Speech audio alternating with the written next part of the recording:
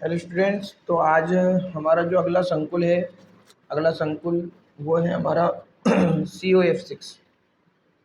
यानी COF6 3 minus इसकी क्या करना है बेटा, अपन को इसकी ज्यामिति बनानी है अपन को। चलिए देखते हैं, इसकी ज्यामिति बनाते हैं। और बेटा यहाँ पे कुछ एक चेंजमेंट करना है आपको। यहाँ -3 चार्ज आएगा इसका, सॉरी +3 आएगा, सॉरी यहाँ तो या तो +3 है और यहाँ पे जो होगा यहाँ -3 होगा इसके ऊपर चार्ज।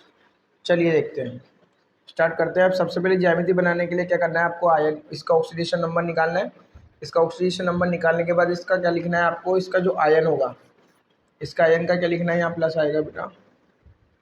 ओके, चलिए अगला यौगिक क्या है देखिए अपना। अगला यौगिक देखते हैं हमारा कोबाल्ट CO F6। इस पे चार्ज पूरे पे कितना है, -3। चलिए स्टार्ट करते हैं। सबसे पहले कोबाल्ट का ऑक्सीडेशन नंबर निकालेंगे x। एक फ्लोरीन पे कितना होता है बेटा, -1। 6 पे कितना होगा, -6। पूरे पे चार्ज कितना है, -3। x बराबर कितना है, -3 और +6। x इक्वल टू कितना है हमारा, +3। यानी कोबाल्ट का ऑक्सीडेशन नंबर कितना है बेटा, यहाँ पे +3 आया। यानी कोबाल्ट का जो ऑक्सीडेशन नंबर है +3, यानी इसका ऑक्सीकरण +3 है। अच्छा, कोबाल्ट कौन से नंबर का होता है, 27 नंबर का होता है।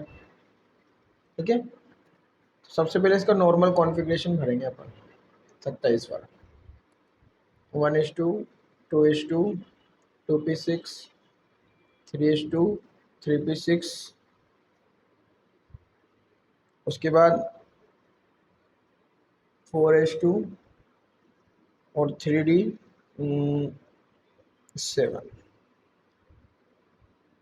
ओके, उसके बाद p खाली है अभी इसके पास, क्या है बेटा p, 4p खाली है। अच्छा देखें, मेरी बात सुनो, जो फ्लोरीन है ये दुर्बल क्षेत्र लिगेंड है। फ्लोरीन क्या है अब, दुर्बल क्षेत्र लिगेंड। यानी अब जो है बेटा, अंदर वाले कोश काम नहीं आएंगे, बाहर वाले आएंगे। तो पहले सबसे पहले अपन किसका लिखते हैं, विन्यास लिखते हैं किसका, CO27 3+, इसका लिखते हैं। अब क्या होगा देखो, यहाँ से 2 इलेक्ट्रॉन जाएंगे और 1 इलेक्ट्रॉन किससे जाएगा, इससे जाएगा। ठीक है, और ये खाली है पूरा। अब देखो वापस से इलेक्ट्रॉनिक विन्यास भरते हैं, 1:2, 2:2, 2p6, 3:2, 3p6।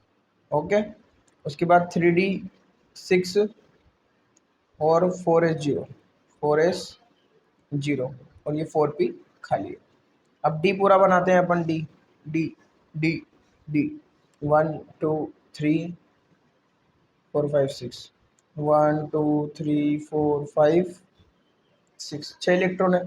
अब मेरी बात सुनो, 4p खाली है, 4s खाली है, 4p भी खाली है इसका, और एक 4d खाली है। कौन सा खाली है बेटा, 4d। 1 2 3 4 5, ये 4d भी खाली है इसका। अब मेरी बात सुनो, जो फ्लोरीन है, क्या है बेटा ये फ्लोरीन, ये दुर्बल क्षेत्र लिगेंड है। प्रबल क्षेत्र लिगेंड होता तो डी कक्षक में युग्मन होता, डी में से खाली होते, DsP2 DsP3 टाइप का होता। बट लेकिन यहाँ पे कौन है, फ्लोरीन है। यहाँ कौन है, फ्लोरीन। अब फ्लोरीन क्या करेगा, युग्मन करेगा नहीं। तो देखो किस में, कौन से खाली कोशों में संकरण होगा, एक तो इसमें होगा, इसमें होगा, इसमें होगा। कितने एफ जोड़ना अपन को, 6, तो 6 गिन लो, 1 2 3 4 5 6 यहाँ तक।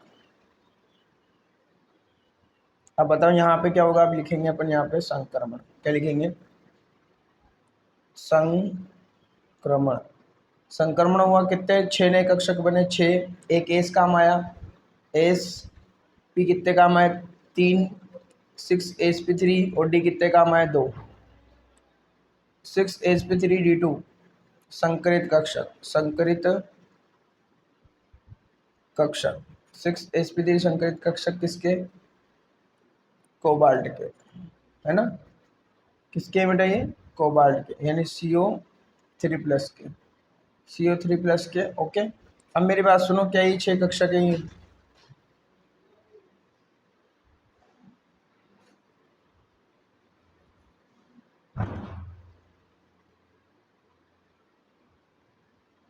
5 6 6 हो गए। अब इसके पहले वाला कौन सा था बेटा? इसके पहले वाला था डी, 3D। कौन सा था? 3D के बाद वालों में संकरण हुआ, तो देखो इसको भी लिख देते हैं अपन। बाकी में तो सब में युग्मित इलेक्ट्रॉन होंगे, देखो पी पूरा भरा हुआ है ना, 6 इलेक्ट्रॉन है, एस में भी 2 इलेक्ट्रॉन है, तो इनके पहले के सारे कक्षक तो पूरे भरे गए। इसको लिखने का क्या कारण है बेटा? जो चुंबकीय प्रकृति है ना और रंग है वो बताना है आपको। इसको क्या बताना है? चुंबकीय प्रकृति और रंग किससे बताओगे? वो बताओगे अयुग्मित इलेक्ट्रॉनों से। यहाँ देखो कितने इलेक्ट्रॉन है इसमें, 1 2 3 4 5 6। देखो अयुग्मित इलेक्ट्रॉन हो रहे ना। अब यहाँ क्या होगा? यहाँ पे जो फ्लोरीन लिगेंड है वो आ जाएंगे। क्या आ जाएंगे? Fluorine ligand. अपने दोनों इलेक्ट्रॉन किस में देगा? फ्लोरीन, फ्लोरीन यानी F माइनस अपने दोनों इलेक्ट्रॉन किस में देगा? इसमें। देखो कहीं पे भी अकेला इलेक्ट्रॉन है क्या?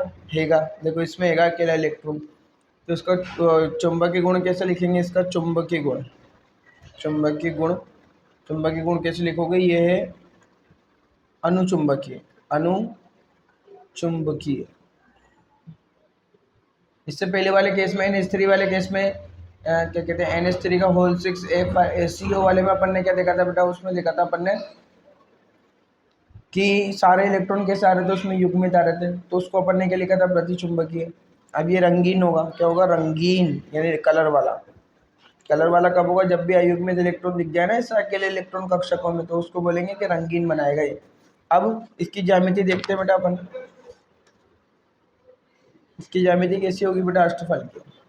जितने भी 6 समन्वय संकुल होते हैं ना, उनकी ज्यामिति कैसी होती है? अष्टफल की। बीच में कोबाल्ट, इसकी ज्यामिति बनाना डायरेक्ट आएगा आपके क्या कहते हैं इसकी 3 नंबर में डायरेक्ट आ जाएगा।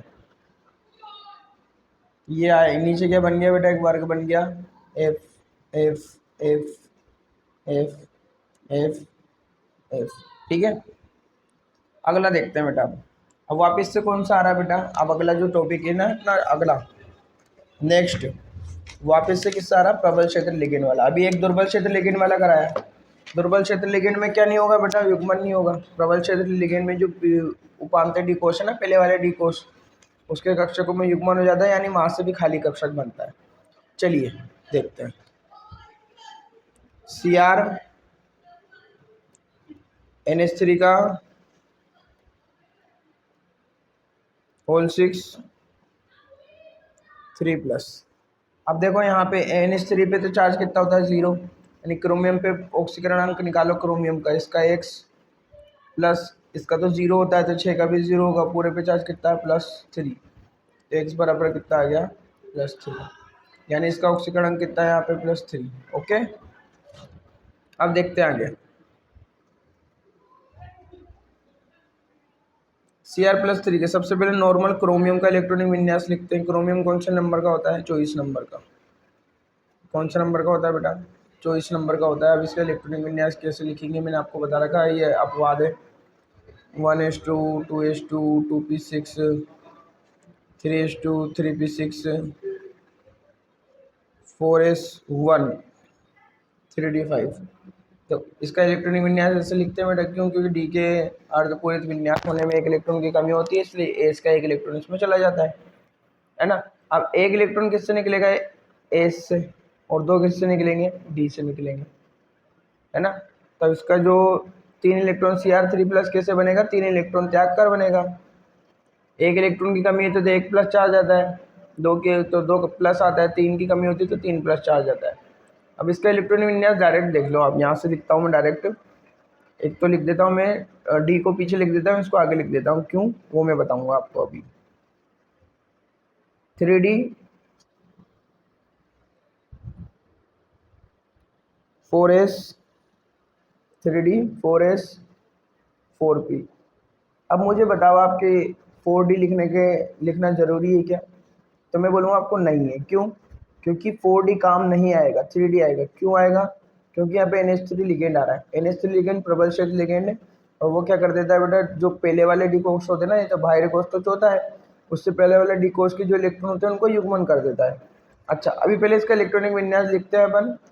2 इलेक्ट्रॉन तो, एक इलेक्ट्रॉन इससे गया और 2 किससे गए? इससे, तो 3 तो इसके पास आ गए। 3 किसके पास आ गए? इसके पास।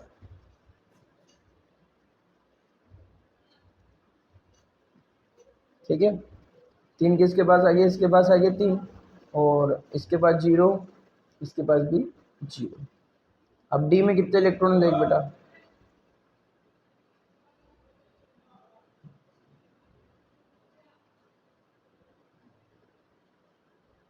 एस में 0,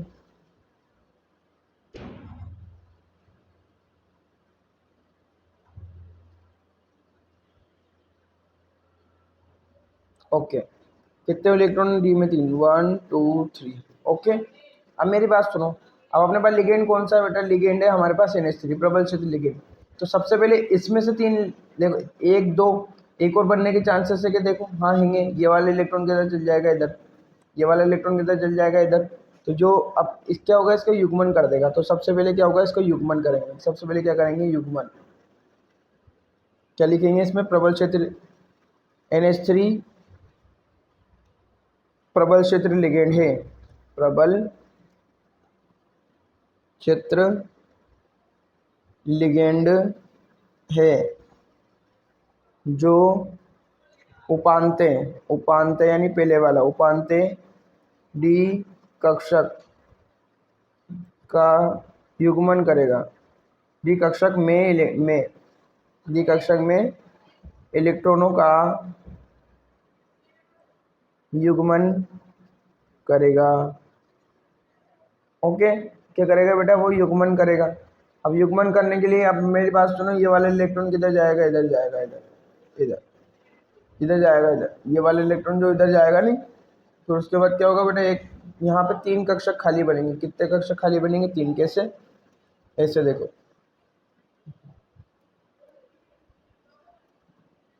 ओके। तो ये 1 इलेक्ट्रॉन, 2 इलेक्ट्रॉन, 3 इलेक्ट्रॉन, ठीक है। अब यहाँ देखो, 3 कक्षक तो किससे है, डी से। ये 3D क्या है बेटा, ये 3D 3। उसके बाद एक एस भी हैगा, तो 4s और 4p भी हैगा। क्या हैगा,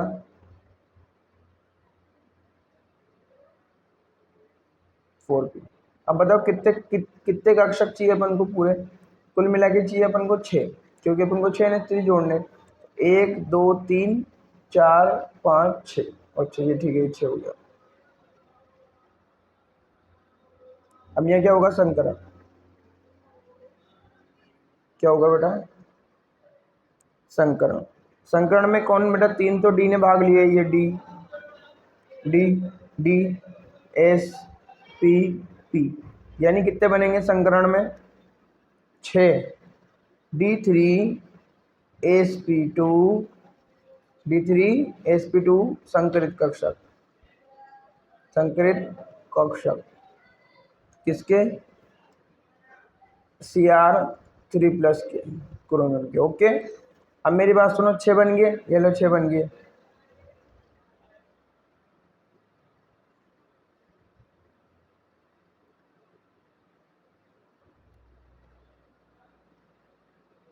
एक 2 3 4 5 6। अब यहाँ कौन आ जाएंगे, NH3।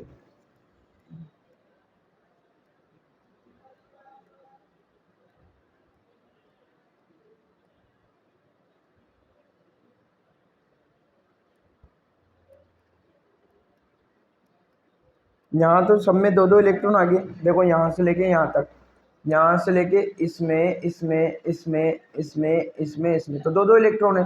अब बताओ, इसके अंदर अकेले इलेक्ट्रॉन दिख रहा है ना, मैंने क्या बोला, अगर अकेले इलेक्ट्रॉन दिख जाए पहले वाले कोष में या आगे वाले कोष में, तो वो कैसा होगा बेटा, अनुचुंबकीय। कैसा होगा, अनुचुंबकीय।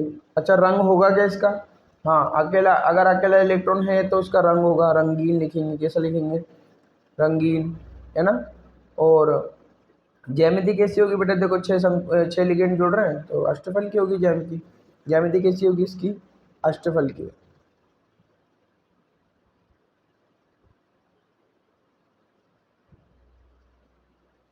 ओके, अच्छा चलो अगला, आपको कौन सा बनाना है बेटा, मैं आपको होमवर्क दे रहा हूँ एक,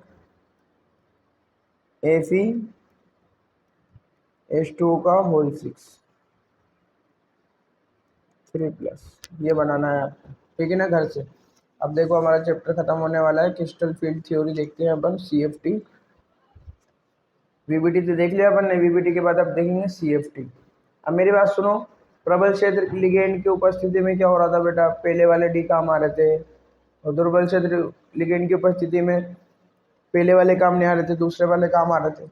तो इसको VBT नहीं समझा पाया बेटा। कौन नहीं समझा पाया इसको? संयुक्त बल सिद्धांत इसको नहीं समझा पाया। तो फिर अगली थ्योरी आई जिसको बोलते हैं क्रिस्टल फील्ड थ्योरी, यानी क्रिस्टल क्षेत्र सिद्धांत। ये सिद्धांत बेथे नामक वैज्ञानिक ने दिया, जिसकी मुख्य अवधारणा निम्न है। इस संकुल में केंद्रीय धातु परमाणु तथा लिगेंड आपस में इलेक्ट्रोस्टैटिक फोर्स, यानी इलेक्ट्रोस्टैटिक फोर्स जो होता है ना, स्थिर विद्युत आकर्षण बल से बंधे होते हैं। कौन कौन बेटा? केंद्रीय धातु परमाणु और लिगेंड आपस में किससे जुड़े होते हैं? इलेक्ट्रोस्टैटिक फोर्स, यानी स्थिर विद्युत आकर्षण बल से। इस सिद्धांत में धातु आयन एक धनावेशित कण की तरह व्यवहार करता है तथा लिगेंड एक ऋणावेशित कण की तरह व्यवहार करता है। विलगित यानी अकेली धातु परमाणु अथवा आयन में उपस्थित पांचों डी कक्षक कैसे होते हैं? समभ्रश, यानी सबकी ऊर्जा समान होती है, अर्थात उनकी ऊर्जाएं समान होती है।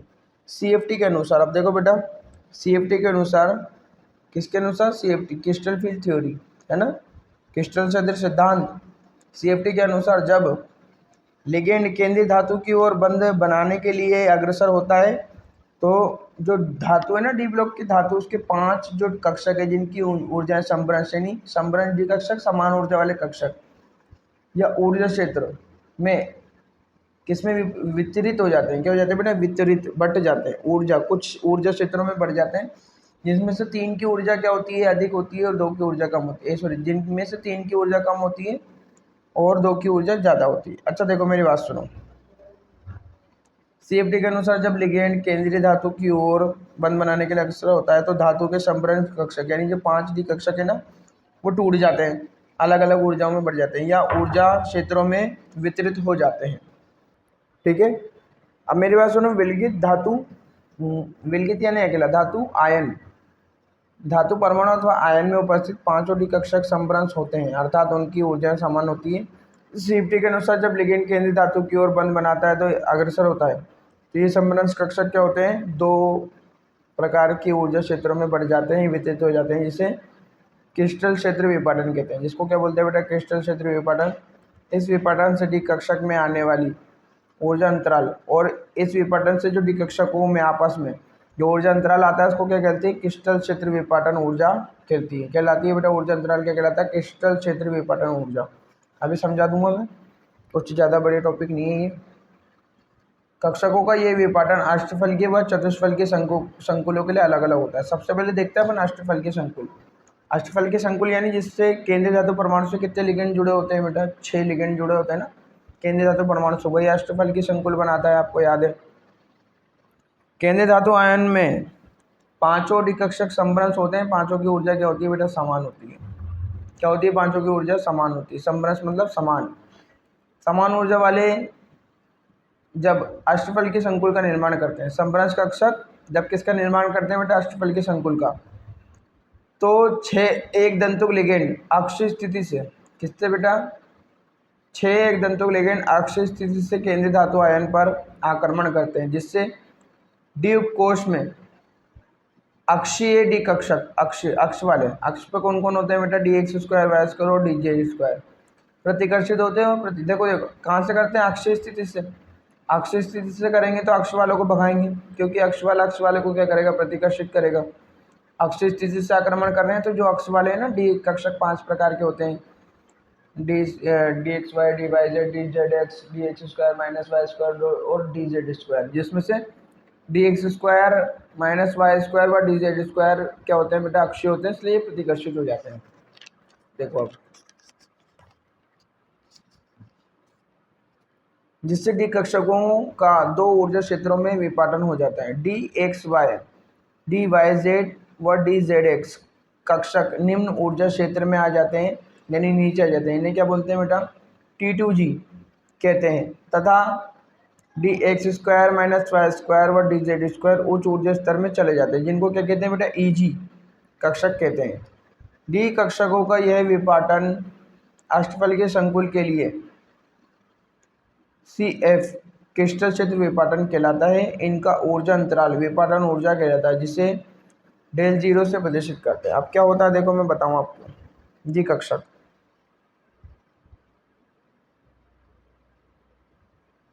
कितने प्रकार के होते हैं बेटा? डी कक्षक 5 प्रकार के होते हैं।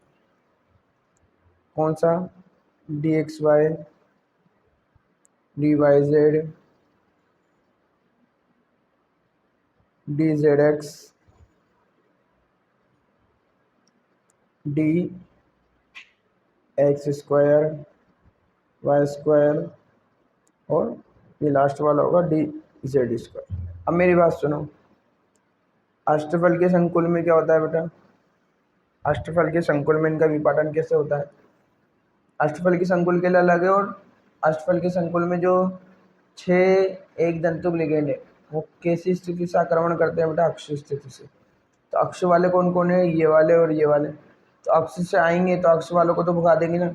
अब जब उनको प्रतिकर्षित करेंगे जिससे उनकी ऊर्जा अधिक हो जाएगी, और उनकी ऊर्जा अधिक होगी तो वो ऊपर चले जाएंगे। यानी ये दो किधर चले गए? ऊपर। ये किधर चले गए बेटा?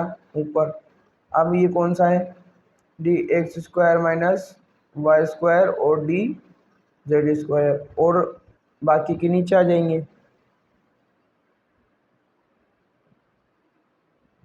ये नीचे आ गए। अब ये कौन से है बेटा? 3 नीचे आइए। कौन कौन सा आ गया? अंतरअक्षीय, जो अक्ष के बीच में थे। DXY, DYZ, DZX। ओके। अब देखो, ये जो ऊर्जा अंतराल है ना इन दोनों के बीच का, ये जो ऊर्जा अंतराल दिख रहा है आपको, इसको किससे प्रदर्शित करते हैं अपन? डेल जीरो से। किससे प्रदर्शित करते हैं? इनका ऊर्जा अंतराल विपाटन ऊर्जा अंतराल कहलाता है। ये क्या कहलाता है बेटा? विपाटन ऊर्जा अंतराल। ये अष्टफल के लिए है। किसके लिए बेटा? अष्टफल के लिए। चतुष्फलकी में उल्टा होगा।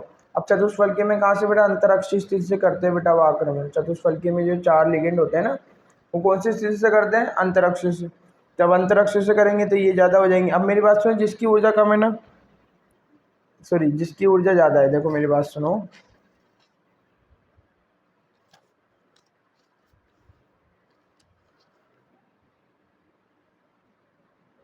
जो DXY, DYZ, DZX है ना, निम्न ऊर्जा क्षेत्र में आ जाते हैं। किस में आ जाते हैं बेटा? निम्न ऊर्जा क्षेत्र में आ गया। जो निम्न ऊर्जा क्षेत्र होगा उसको क्या बोलेंगे? T2G। T2G इसको क्या बोलेंगे बेटा अपन? EG। Okay, did you get it? Okay, चलो अब अपना जो लास्ट टॉपिक वो खत्म कर देंगे अपन।